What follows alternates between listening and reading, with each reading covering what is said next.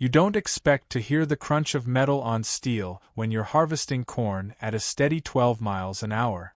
But that's exactly what snapped me out of the rhythm of my tractor that September afternoon, the unmistakable screech of a bumper folding against machinery. When I climbed down from the cab, dust rising around me, I saw her. Karen, queen of the HOA, halfway out of her pearl-white SUV, pointing at me like I had personally tried to assassinate her with a combine. Her voice hit the air before I could even say a word.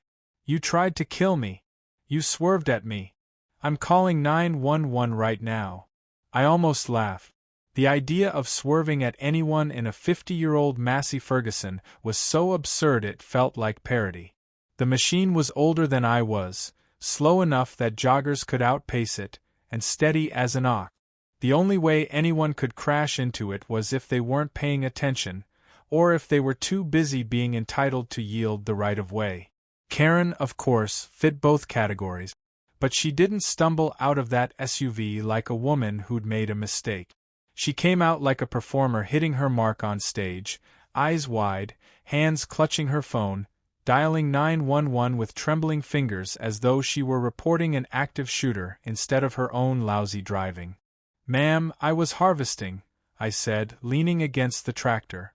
I kept my voice calm, measured, the way I'd learned to in the army when shouting only made things worse. "On my land. You drove into the field lane without looking. You hit me." Her jaw dropped, scandalized that I wasn't playing along with her narrative. "Your land? This is HOA property. You're trespassing with that death machine." She jabbed her manicured finger toward the corn, which swayed gently in the breeze like it was mocking her. Now, for context, let me rewind a little. I'd been back in town barely 2 years after retiring from the army. My father's land had been in our family for decades, but after he passed, my brother sold most of it off. A developer carved the subdivision right out of our cornfields, paving streets with names like Golden Harvest Lane and Amberfield Court, as if irony was a building material. The HOA rose up like a feudal council, handing out rules about mailbox colors and acceptable shades of beige for shutters. They controlled every inch of their subdivision, but not my farm. I had reclaimed what land I could, rebuilt the fences, and kept harvesting corn the way my dad taught me. My rows didn't end at their sidewalks. Their sidewalks ended at my rows. Karen never forgave me for that. From day one, she made herself my shadow. First came the letters slipped into my mailbox, demanding I reduce noise during community rest hours. Then came the warnings about dust pollution and tractor emissions, complete with photocopied HOA bylaws that didn't apply to me. When those didn't work, she escalated to shouting matches at the end of my driveway, threatening fines and lawsuits like she carried the weight of the county in her clipboard. Most people would have folded, maybe moved, maybe sold off the land to avoid the harassment. But I didn't spend 22 years overseas dodging mortars, just to come home and get bullied by a woman with a pearl necklace and a superiority complex. I played the long game. I waved, I stayed calm, I let her burn herself out. But ramming her SUV into my tractor was new. It wasn't just petty harassment anymore. It was reckless, dangerous, and, judging by the way she dialed 911, fully intentional. She wanted to frame me as the aggressor. And judging by her shrill voice, carrying across the corn rows as she sobbed to the dispatcher about a maniac in a tractor chasing her, she thought she'd get away with it. I stood there in the dust, listening to her pile lie on top of lie, painting herself as the victim of some rural Mad Max scenario. "Yes, officer, he tried to run me off the road. He's endangering the entire neighborhood. Send someone quick." She clutched the phone to her chest after hanging up, glaring at me triumphantly. "You're finished," she hissed. "When they get here, you'll regret this." I raised an eyebrow. "We'll see." And that was the moment I knew. This wasn't just another round of Karen versus common sense. This was the opening shot in a war she wasn't ready for.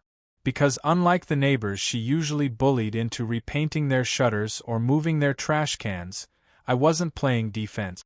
I had patience, evidence, and a stubborn streak carved into me by years of watching worse tyrants than her implode under their own hubris. She thought she was tightening the noose. All she was really doing was pulling the rope tighter around her own neck. The minutes stretched long as we waited for the sheriff. Karen paced in circles, muttering rehearsed lines under her breath, like she wanted to make sure her story sounded convincing when the time came.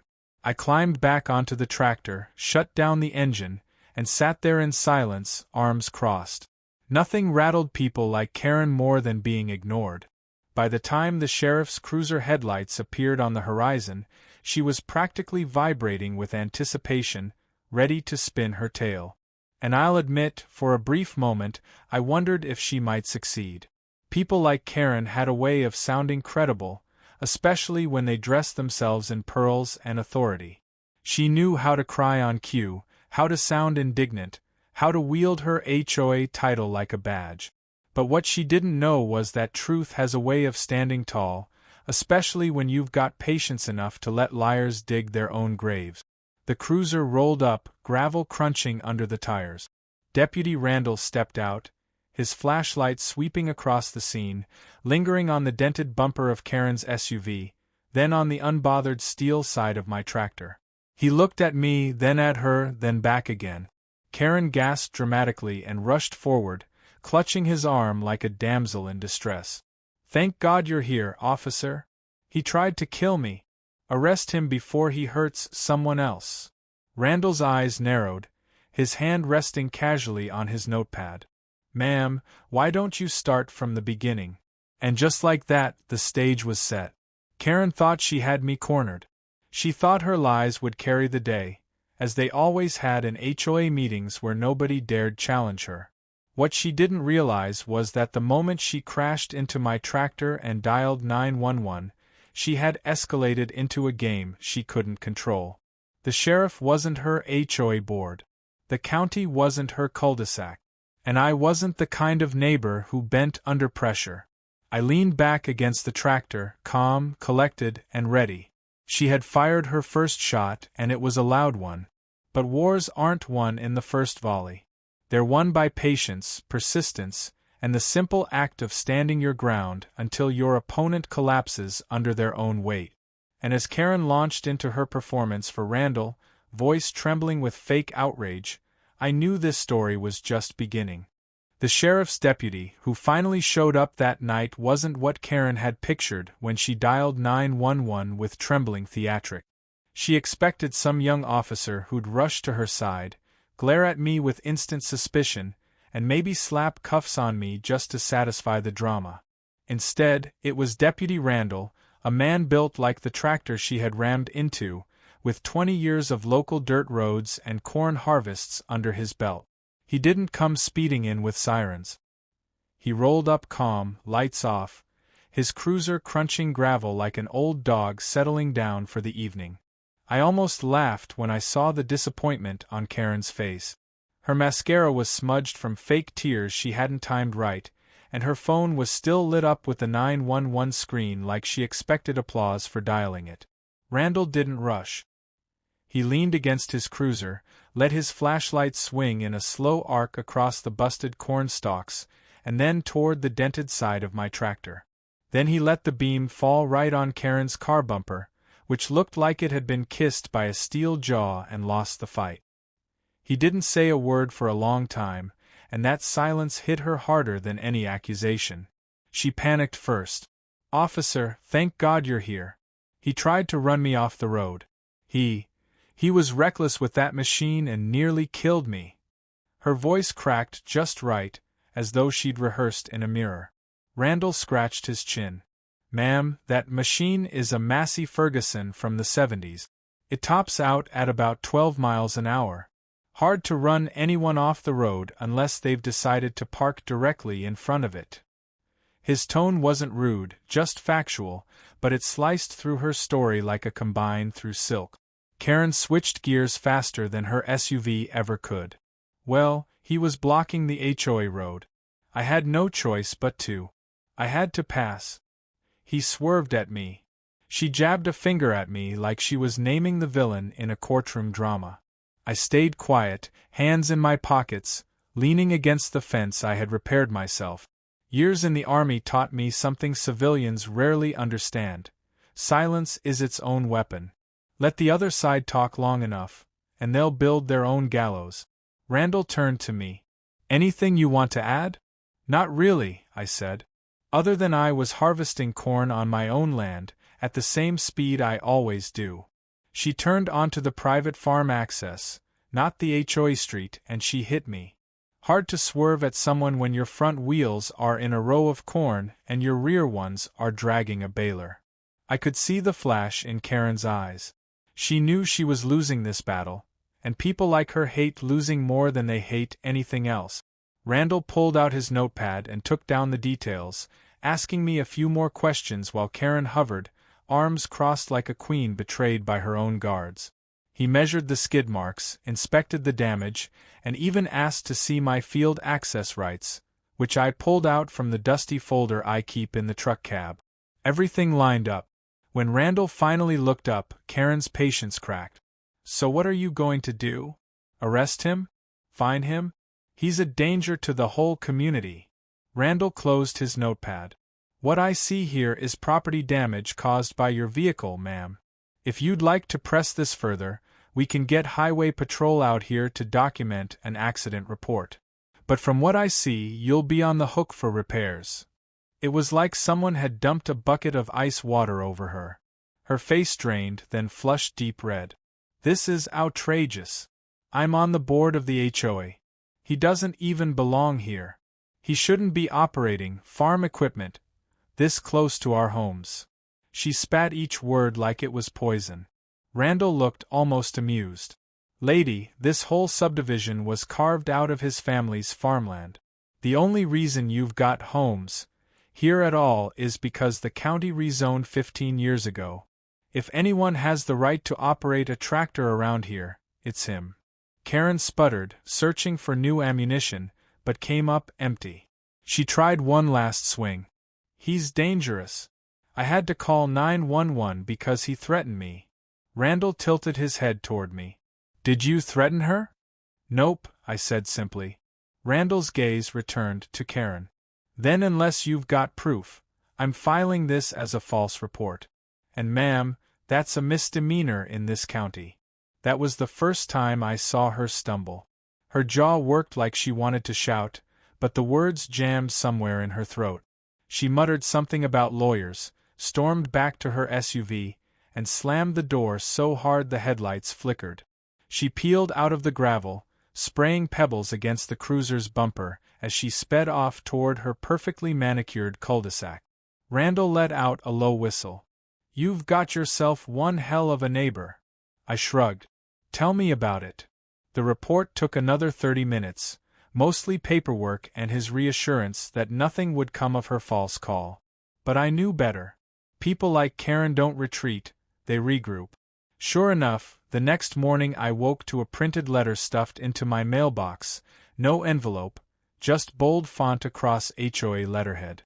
It declared my farming activity a public nuisance and threatened fines of up to $10,000 if I didn't cease dangerous operations immediately. Never mind that I wasn't even under their HOA jurisdiction. She was escalating the war. I sat at my kitchen table with coffee going cold, staring at the letter. Most people would get angry, but anger is wasted fuel. Instead, I thought about timing. Harvest only comes once a year, and I wasn't about to let her intimidation delay it. So I did the most infuriating thing possible to someone like her. I carried on as if she didn't exist. Tractors in the field, lights on at dawn, baler churning. And every time she drove past, glaring out her window, she saw me wave like we were old friends. That's when the petty tactics began. She left anonymous complaints with the county zoning office, all of which got laughed out of the building. She staged photos of dust pollution and posted them to the neighborhood Facebook group with captions about how farmers were ruining property values. She even set out orange traffic cones at the end of the farm lane to block me from pulling equipment out, pretending it was some kind of safety measure. I moved them each time, stacking them neatly by her driveway just to show her I wasn't rattled. But the real escalation came a week later. I was hauling a wagon full of corn to the co-op when flashing lights filled my rearview mirror. Highway patrol this time. They waved me to the side, polite but firm, and told me they'd received a report of reckless agricultural driving. That phrase alone almost made me laugh, but I kept my face straight. They ran through the checks, found nothing wrong, and finally admitted the complaint had come from someone in my neighborhood. It didn't take a detective to figure out who. Word spread quickly. The co-op clerks joked about it, my cousin down the road texted me with laughing emojis, and even Randall called to warn me that Karen was pushing her luck. But luck wasn't what she relied on. She relied on persistence, on wearing people down until they gave her what she wanted. That night, my phone buzzed with a message from an unknown number. It was a photo of my tractor in the field, headlights glowing in the dark, captioned, "This is a violation. End it now." No signature, but I didn't need one. She had crossed from nuisance into obsession. An obsession has a way of cracking people wide open. The morning after that anonymous text, I noticed something peculiar. My mailbox, the same one my father had hammered into the ground 20 years ago, was tilted at a sharp angle as if someone had backed into it. The post was cracked, the box dented in, and the flag sheared off completely. I knew exactly whose bumper it matched. Karen's SUV had a new scrape running across the side when she drove past later, glaring out her window like I had committed some unforgivable sin by daring to look up from my coffee mug. It was subtle, but deliberate, a message, not an accident. She was testing me to see if I'd bite back. I didn't. Not yet. Instead, I went into town and bought a replacement mailbox. But not just any mailbox. I picked out a cast-iron, concrete-mounted beast designed for rural delivery, the kind that could withstand a snowplow. I installed it that afternoon, while Karen stood at the end of her driveway pretending to water flowers that didn't need watering. She watched the whole time, probably fuming at the audacity. By evening, I had a mailbox that could survive a tornado, let alone another one of her midnight accidents. And that's when I realized the war wasn't about property or noise or even corn harvest. It was about power. She hated that she couldn't bend me to her will, and every failed attempt only sharpened her obsession. The next escalation came not from her directly, but from the HOA board she puppeteered. I received an official-looking notice, this time in a sealed envelope, claiming my tractor posed an environmental hazard due to excessive emissions. The irony made me laugh out loud. My Massey Ferguson puffed a little smoke, sure, but it was a 50-year-old machine still running strong. Meanwhile, Karen's gas-guzzling SUV burned more fuel during her daily Starbucks trips than my tractor used in a week of harvest. The hypocrisy was so thick I could have bailed it. I set the letter aside and ignored it, fully expecting another shoe to drop. It didn't take long.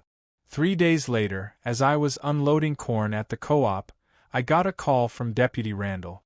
He said the county air quality inspector had received multiple complaints about my farm. He chuckled while telling me, because the inspector had already been out to take a look and found nothing wrong. "You've got a fan club," he said. "And their president's last name starts with K." His tone told me everything. Karen was overplaying her hand and people were starting to notice. That was the thing about folks like her. They always believed their persistence would wear down others, but more often it just exposed how far they were willing to sink. That weekend, I hosted my cousin's kids for a bonfire. We roasted corn, told stories, and laughed while the fire crackled under the wide country sky. Around 9 o'clock, headlights appeared at the end of the lane. Karen's SUV. She didn't drive up, just sat there, engine idling, lights glaring through the smoke. My cousins whispered nervously, but I waved it off. She was staking her claim on the night, trying to remind me she was always watching. When she finally pulled away, the gravel crunching under her tires, I knew she'd come back with something bigger. And she did. The very next morning, I was greeted by another sheriff's cruiser. But this time it wasn't Randall. It was a younger deputy, nervous, clearly responding to a serious report.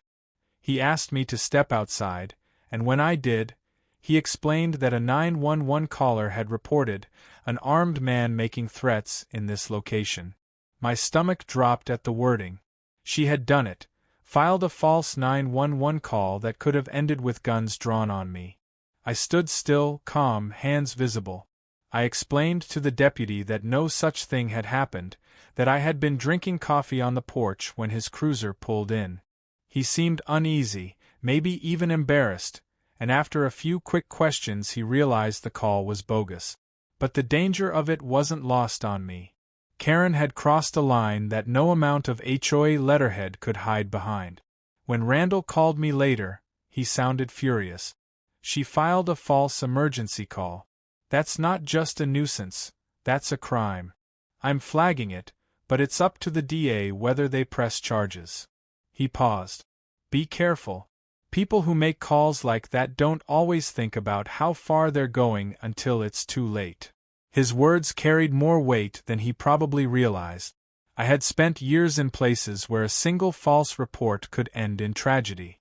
To see it happen here, in my own cornfields, over something as petty as an HOA squabble, it boiled my blood in ways I couldn't show.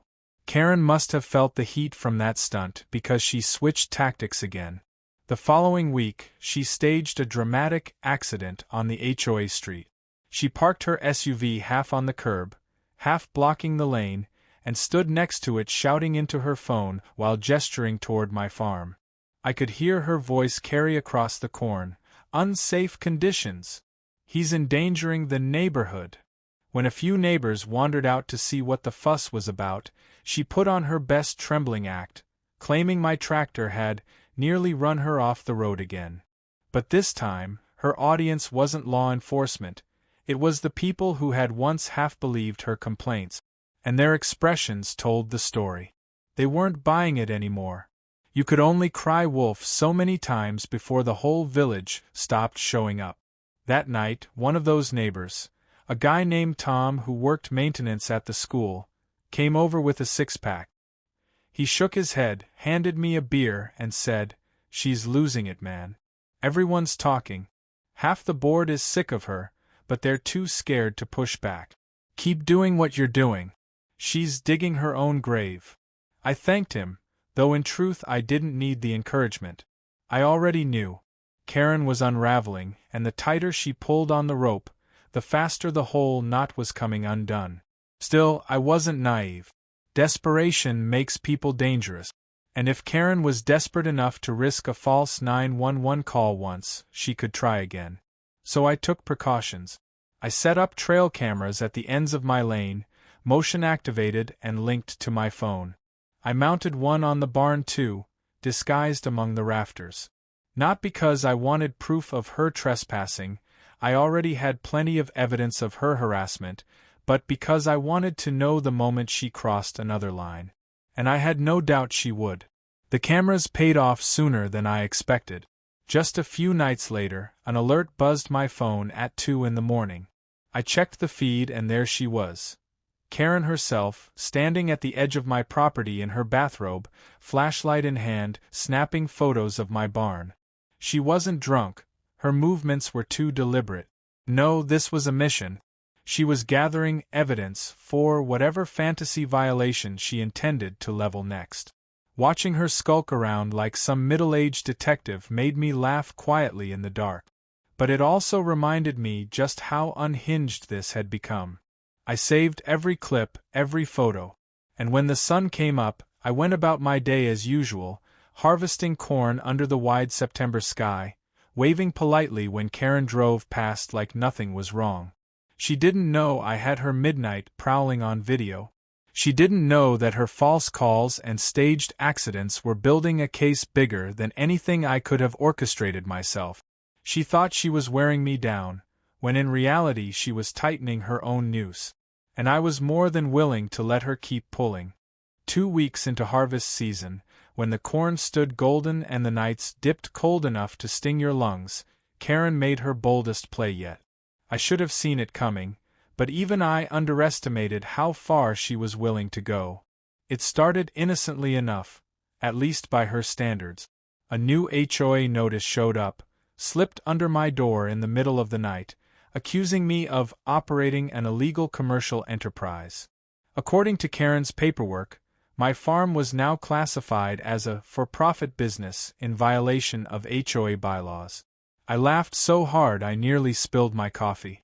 My farm had been in operation decades before the HOA ever existed. The only thing illegal was her attempt to control something that was never under her jurisdiction. Still, her letter was a warning shot. She was building toward something bigger.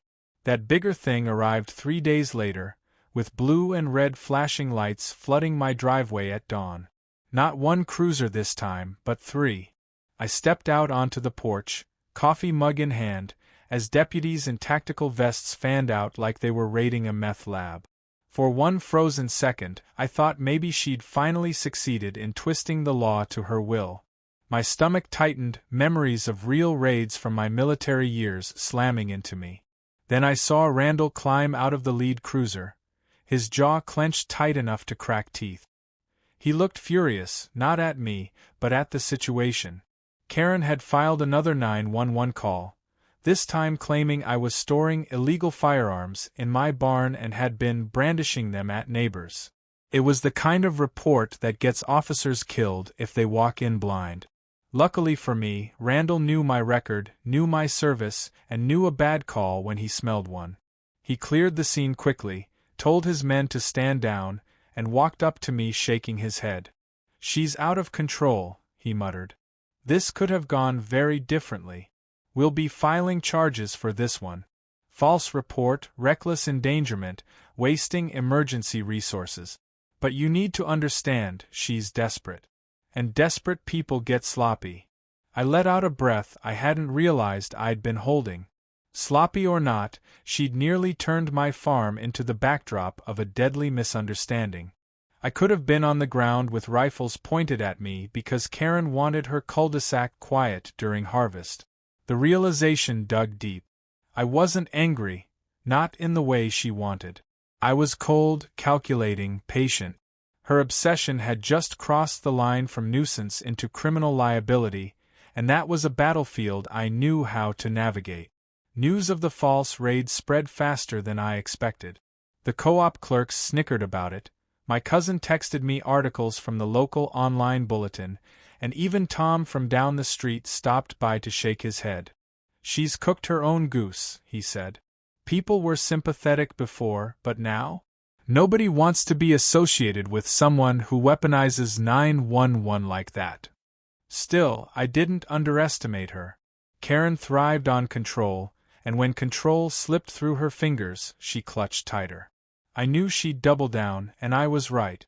Her next move wasn't about the law, it was about reputation. She plastered flyers all over the subdivision bulletin boards and mailboxes, cheap photocopies with grainy images of my tractor headlights at night, captions screaming about reckless farm operations endangering families. She framed it like I was some menace, a hazard to children playing in their yards, a man running rogue machinery at hours that threatened community safety. It would have been comical if it weren't so calculated. She wasn't trying to win legally anymore, she was trying to poison the well of public opinion. At first, it seemed to work.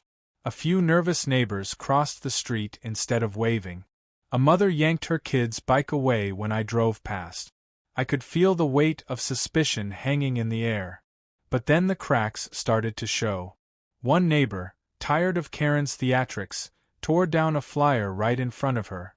Another quietly knocked on my door and slipped me one of the papers, apologizing. "She bullied the whole board into signing off on this," he whispered. "Most of us don't believe it, but she's relentless." His words were more useful than he knew. Karen wasn't just unraveling, she was dragging her entire HOA down with her. I didn't retaliate. Not yet. Instead, I doubled down on patience. I kept harvesting, kept waving politely, kept stacking trail camera evidence every time she stepped foot near my land. The footage grew like a file in a prosecutor's office, Karen shining flashlights at night, Karen moving cones into my lane, Karen photographing my equipment from the roadside. Piece by piece, she was building my case for me. And every time she thought she was cornering me, she was really just feeding the fire under her own feet. The breaking point came one Saturday morning. I was repairing a section of fence when I heard the crunch of tires on gravel. Karen's SUV rolled to a stop not 20 feet from me.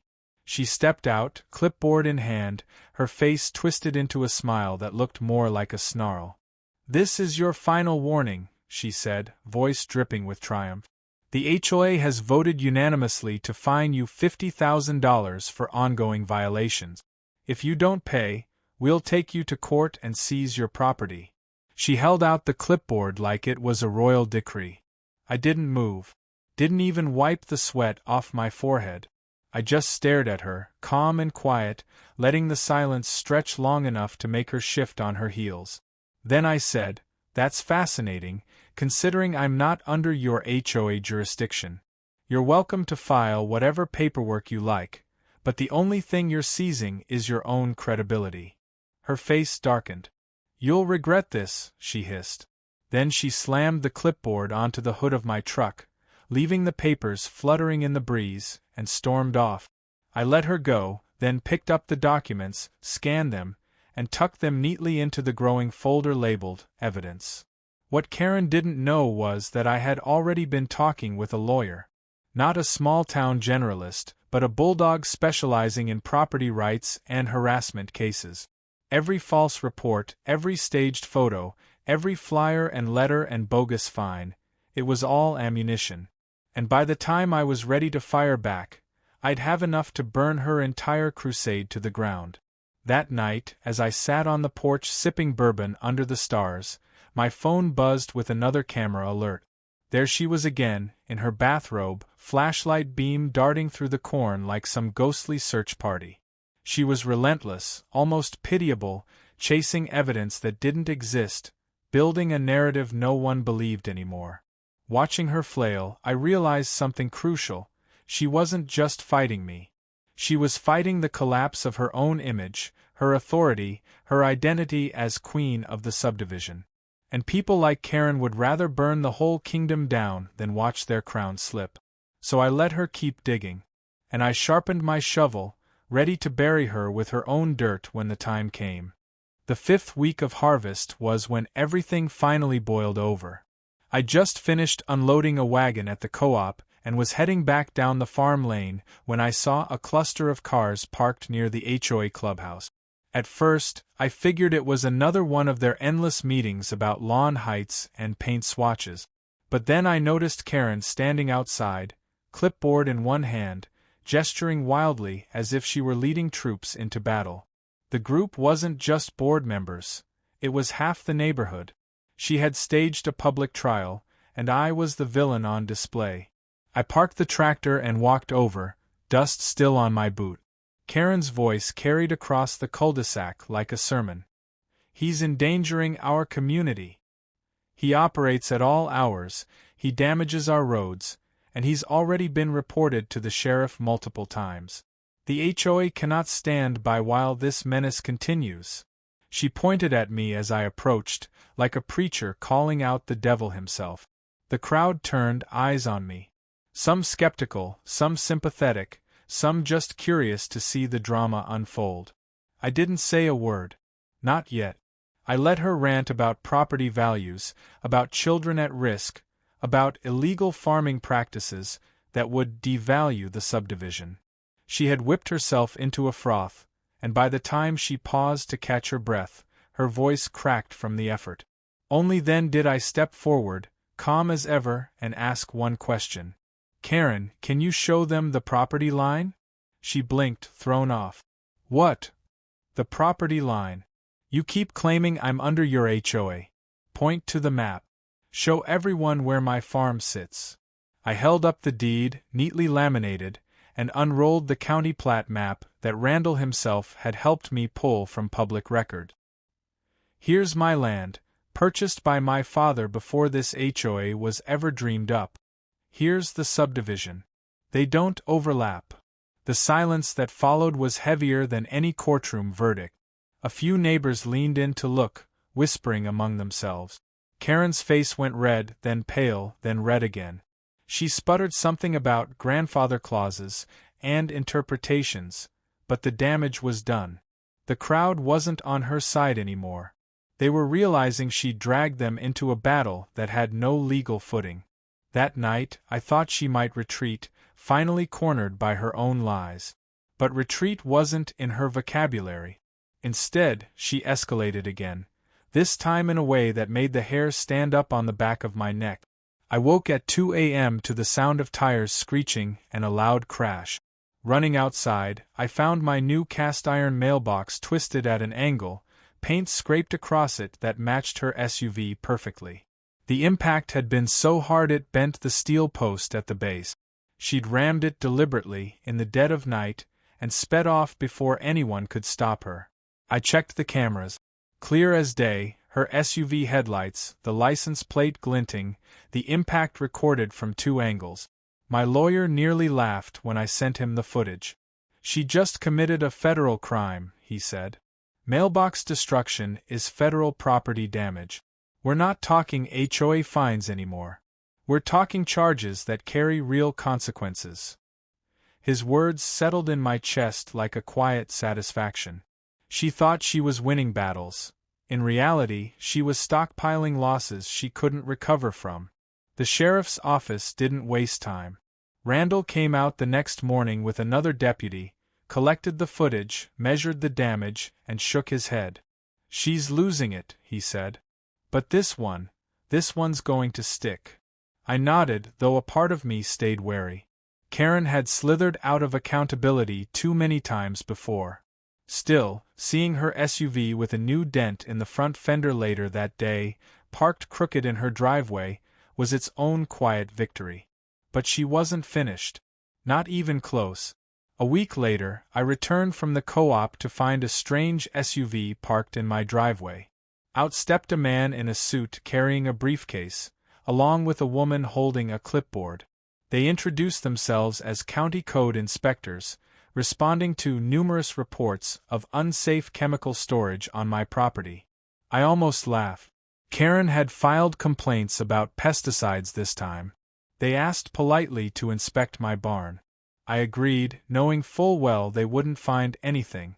My father taught me to keep the place clean and legal, and I'd never cut corners. The inspection took less than an hour, and when they left, they looked irritated, not at me, but at the waste of their time. One of them muttered, "We've been here before." I realized Karen wasn't just harassing me. She was burning through county resources, filing complaint after complaint, each more desperate than the last. And every one that got dismissed made her look less credible. By now, even the HOA board was fracturing. Tom came by again, this time with news. The board had a meeting without her last night. They're talking about removing her as president. Too much bad press, too many complaints backfiring. She's turning the whole neighborhood into a circus. He grinned. Keep doing what you're doing, man. She's hanging herself. But Karen wasn't the type to go quietly. A few days later, she staged her most dangerous stunt yet. During an afternoon harvest, I noticed her SUV parked half across the farm lane again. She was out of the car, phone in hand, yelling into it loud enough for me to hear over the tractor. "He's threatening me right now. He's chasing me with heavy equipment." She paced dramatically, making sure the camera caught the tractor in the background. It was another false 911 call, but this time live-streamed to whoever she had on the other end. Randall arrived minutes later, siren off but frustration written all over his face. He waved me down, asked me to cut the engine, and walked up to Karen. "Ma'am, you need to stop calling 911 for fabricated emergencies. This is harassment." She threw a tantrum right there, stomping her foot like a child, accusing him of favoritism, corruption, anything she could think of. He didn't argue. He just wrote her a citation on the spot for misuse of emergency services. Watching her jaw drop as he handed her the ticket was almost worth the weeks of chaos. Still, I knew better than to celebrate too soon. People like Karen don't implode all at once. They collapse in stages, each more dramatic than the last. And as I watched her storm off, screaming into her phone about lawyers and lawsuits, I realized the next stage was coming. She'd already lost credibility, neighbors, and even parts of her HOA board. The only thing left for her to lose was control, and that was the one thing she would fight for until the bitter end. That night, I sat on the porch, bourbon in hand, watching the trail cameras flicker across my phone screen. She'd made herself predictable, her obsession blinding her to strategy. But I had patience, the kind forged overseas in far worse conditions than a suburban cul-de-sac war. And patience was the one weapon Karen had never learned to defend against. The 6th chapter of this saga didn't start with a letter or a flyer or even a sheriff's cruiser. It started with silence. For almost a week, Karen disappeared. No cones blocking my lane, no SUVs idling at the edge of the field, no flyers taped to the clubhouse. At first, I thought maybe the board had finally muzzled her. Maybe the citation from Randall and the threat of federal charges for the mailbox had finally convinced her to back off. But silence, I've learned, is just a different kind of weapon. When people like Karen go quiet, it's not surrender, it's planning. On the 8th day, her plan revealed itself. I was halfway through loading another wagon of corn when a caravan of vehicles rolled into the cul-de-sac. 2 news vans with satellite dishes on top, a sedan with Channel 5 painted on the side, and a man lugging a professional camera rig. My stomach sank as I realized what she had done. Karen had gone public. She emerged from her house dressed like she was headed to a press conference, all pearls and pastel blazer, with a stack of papers in one hand and a microphone shoved in her face by a reporter who clearly had no idea what story they were actually covering. "This man is terrorizing our community," she declared, voice full of rehearsed tremor. "He runs dangerous machinery at all hours, he destroys property values, and he has threatened me personally multiple times. We're living in fear." I leaned against the tractor, dust still clinging to my shirt, and watched the circus unfold. Neighbors peeked from behind curtains, some shaking their heads, others holding up phones to record. Karen had turned the subdivision into a stage, and she was the star of her own tragedy. The reporters nodded along, filming her as though she were some brave whistleblower instead of a suburban tyrant drunk on control. Then one of them spotted me. "Sir, do you have a response to these allegations?" the reporter asked, jogging over with a camera trained on my face. I could have ranted. I could have listed every false call, every letter, every flyer, every stunt she had pulled. But instead, I smiled calmly, took out my phone, and pulled up the video feed from my trail cameras. I held it up to the lens. Clear footage of Karen, 2 in the morning, flashlight in hand, snapping photos on my property.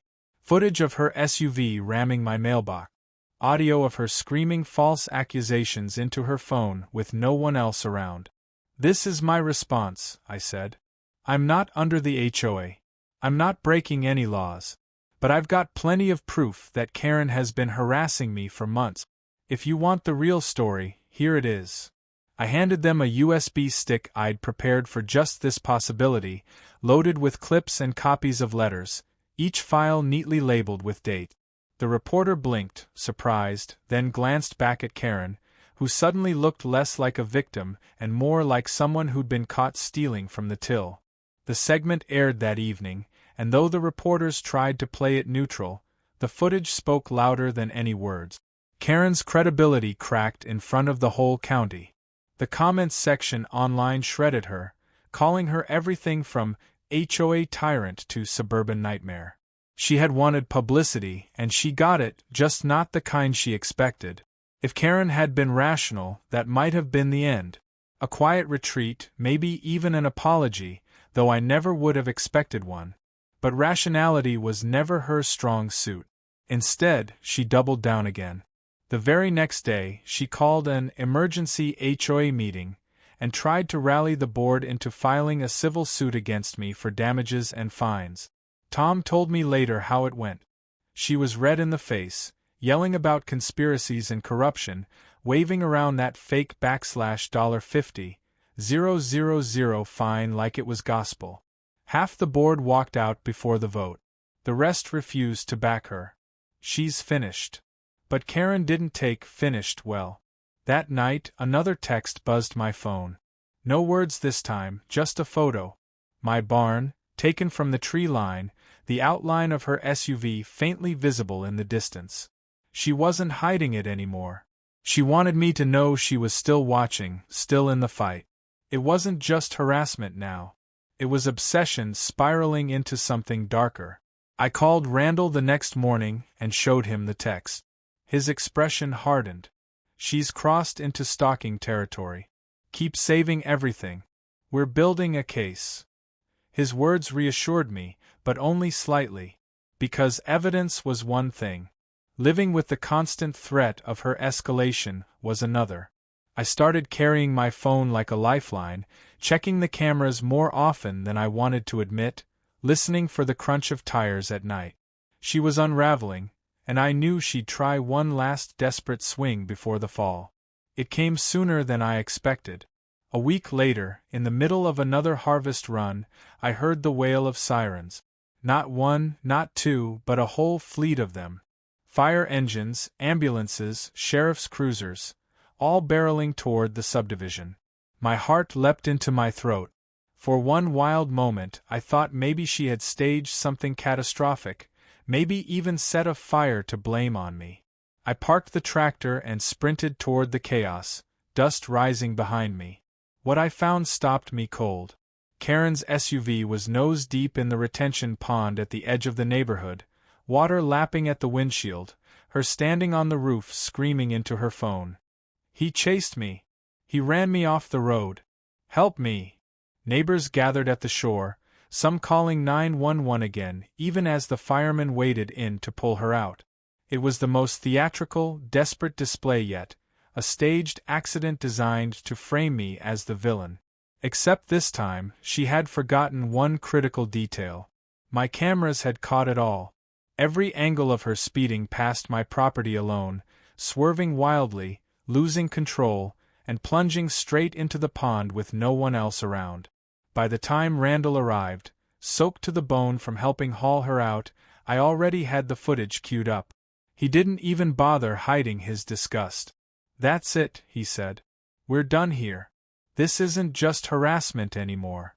This is fraud, false reporting, reckless endangerment, you name it. She's finished." Karen shrieked as they loaded her into the ambulance, still shouting my name like an incantation. But the crowd wasn't listening. Neighbors who once tiptoed around her now shook their heads openly, some even laughing. The queen of the HOA had drowned her own crown, and there was no pulling it back out of the pond. That night, for the first time in weeks, I slept without checking the cameras. Not because I thought it was truly over, but because I finally knew the tide had turned. Karen wasn't just losing the battle. She was losing the war she had created. And I was ready to finish it. The morning after Karen's SUV nosedived into the pond, the subdivision felt different. The air wasn't tense anymore. It was lighter, freer, as though the whole neighborhood had been holding its breath for months and finally exhaled. People lingered on porches, talking openly, no longer peeking from behind blinds like they were afraid of being seen. It wasn't just relief that Karen's latest stunt hadn't hurt anyone, it was the collective realization that her reign of intimidation was over. But I knew better than to declare victory too soon. People like Karen don't go down cleanly. They thrash, they scream, they claw at anything in reach until the very last moment. Sure enough, the calls started before noon. First from the HOA's vice president, a meek man named George who had never once stood up to Karen. "We're, holding a special meeting tonight," he stammered. "It's about Karen's conduct. You might want to attend." His tone suggested he was less inviting me and more warning me, like he didn't want me blindsided. I thanked him and said I'd be there. By evening, the clubhouse was packed tighter than a harvest wagon. Every homeowner, every board member, even a few county officials showed up. Karen, somehow recovered from her pawn theatrics, sat at the front in her pearls and pastel, glaring at me with the venom of someone who still thought she could win by sheer force of will. When the meeting began, George cleared his throat, shuffled some papers, and finally said the words everyone had been waiting for.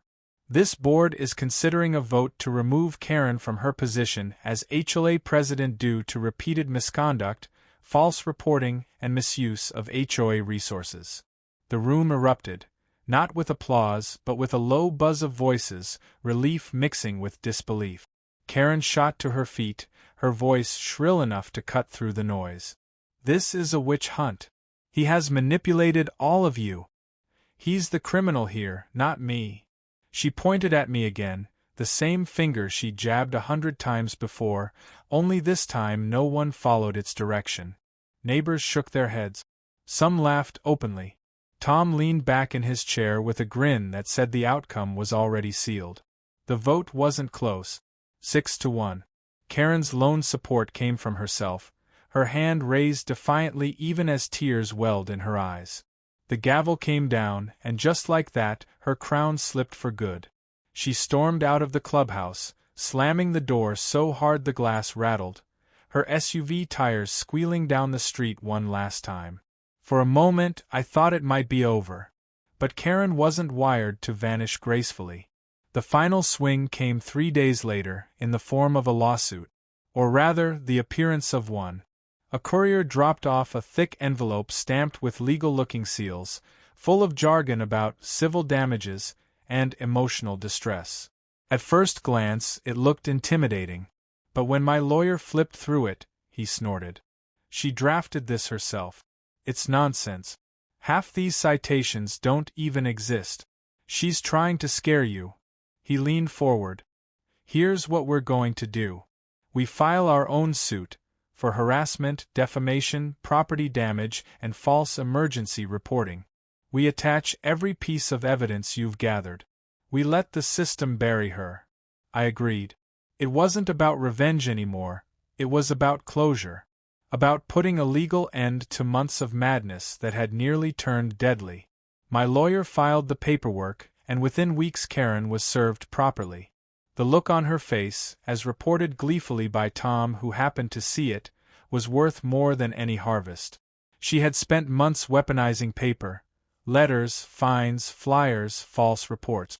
Now the paper was pointed back at her, sharper than any blade. The court date came in late October, long after the last rows of corn had been cut and the fields stood bare.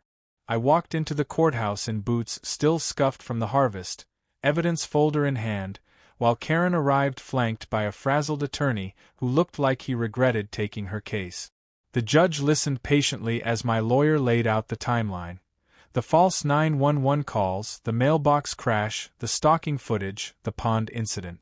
Each piece of evidence stacked like bricks in a wall, until Karen's defense crumbled under the weight. When it was her turn, she launched into the same rehearsed tirade about danger, community, property values. But this time, it fell flat. The judge didn't buy it. The jury of her peers didn't buy it. And the spectators, neighbors who had once feared her, definitely didn't buy it. By the end, her own attorney was avoiding eye contact, shuffling papers like he wanted to sink into the floor. The ruling was swift. Karen was found guilty of harassment, false reporting, and property damage. She was fined heavily, ordered to pay for my repairs, and slapped with a restraining order that forbade her from coming within 200 feet of my property. It was the legal exclamation point on a saga that had dragged too long. For the first time since this war began, I felt the tension in my chest ease. Afterward, as we walked out of the courthouse, Tom clapped me on the shoulder. "Well, you did it. Karen's finished." I gave a wry smile. "No," I said. "She finished herself. I just kept the receipts." Life settled down after that. The neighborhood, freed from her tyranny, started to rebuild itself.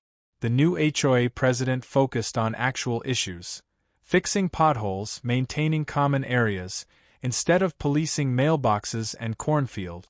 Neighbors who once crossed the street to avoid me now stopped by with pies, apologies, even offers to help with the next harvest.